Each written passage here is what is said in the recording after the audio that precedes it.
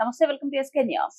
రాష్ట్రానికి నూతన పరిశ్రమలు రాకూడదనే దురుద్దేశంతోనే జగన్ ఢిల్లీలో ధర్నా చేస్తున్నాడని పిఠాపురం మాజీ ఎమ్మెల్యే ఎస్పీఎస్ఎన్ వర్మ విమర్శించారు.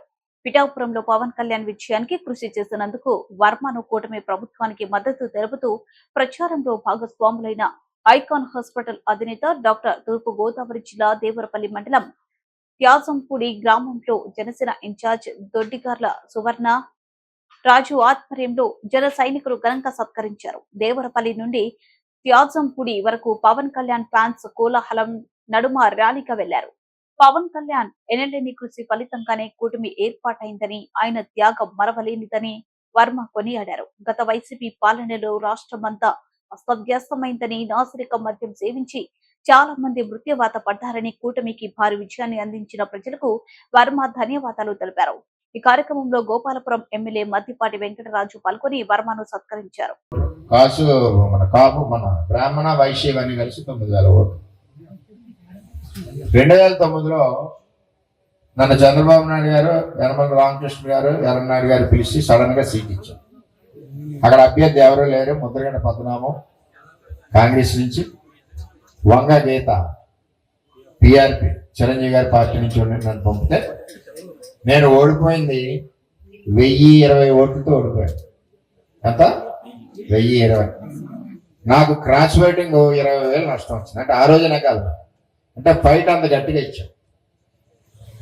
14 వెంకటరావు గారు పక్కెట్టారు. మరి నేను నా చేతిలో ఏమున్నది ఎలక్షన్ ఎప్పుడు నేను అంటే మా వాళ్ళు అందరూ టికెట్ గురించి కూడా ఆలోచించారు. ఎలక్షన్లో ఏమైనా టికెట్ ఇబ్బంది వచ్చిందనుకో మాకు సింబల్ ఉంది, ఉంగరం, మన ఉంగరం ఉంది కదా అంటారు.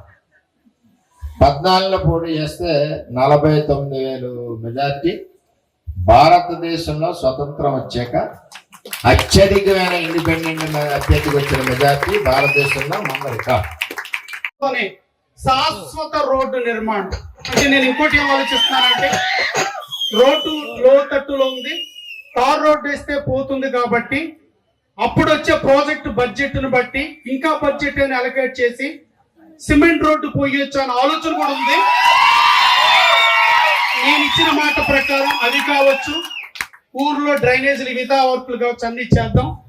ఒక్కొక్కటి చేద్దాం. బడ్జెట్ లేదు. మొన్నే అసెంబ్లీలో సీఎం గారు చాలా క్లియర్ గా చెప్పారు. ఇప్పుడు రాష్ట్ర యొక్క అప్పు 9,74,000 కోట్లు. అంటే ఆంధ్రప్రదేశ్ రాష్ట్ర ఆవిర్భావం నుంచి 2019లో తెలుగుదేశం పార్టీ గద్దె దిగే వరకు ఉన్న అప్పు 3,75,000 కోట్లు అయితే, ఈ మహానుభావుడు వచ్చిన తర్వాత ఈ 5 ఏళ్ల తర్వాత వచ్చిన అప్పు 9,74,000 కోట్ల రూపాయలు. అప్పటికి ఉన్న లెక్కల ప్రకారం ఇంకా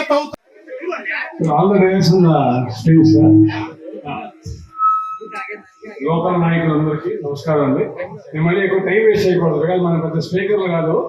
గురించి ఏంటంటే మొత్తం 5 కోట్ల మంది ఆంధ్రాలో కానీ బయట కానీ ప్రపంచంతో మాత్రం ఒక్క మాట కోసం వెయిట్ చేశారు. కొన్నివేల పవన్ కళ్యాణ్ లేదు,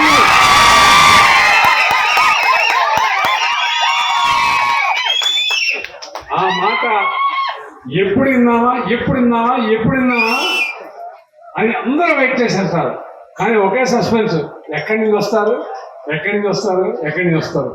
ఎవరు సీట్ అంటే ఆయన ఉద్దేశం ఆయన ఎక్కడి నుంచో గెలుస్తారు. బట్ లాజిస్టిక్స్ ప్రకారం ఆయన ఎక్కడి నుంచి రాగలరు. ఆఖరికి వర్మ గారు thank you very much sir. మీరు చేసింది మీ ఒక్కరి కోసం కాదు, మన జిల్లా కోసం కాదు, రాష్ట్రం కోసం కాదు, దేశం కోసం సార్. ఇది ఈరోజు మన లోకల్లో ఎన్డీఏ లేకపోతే అక్కడ లేదు.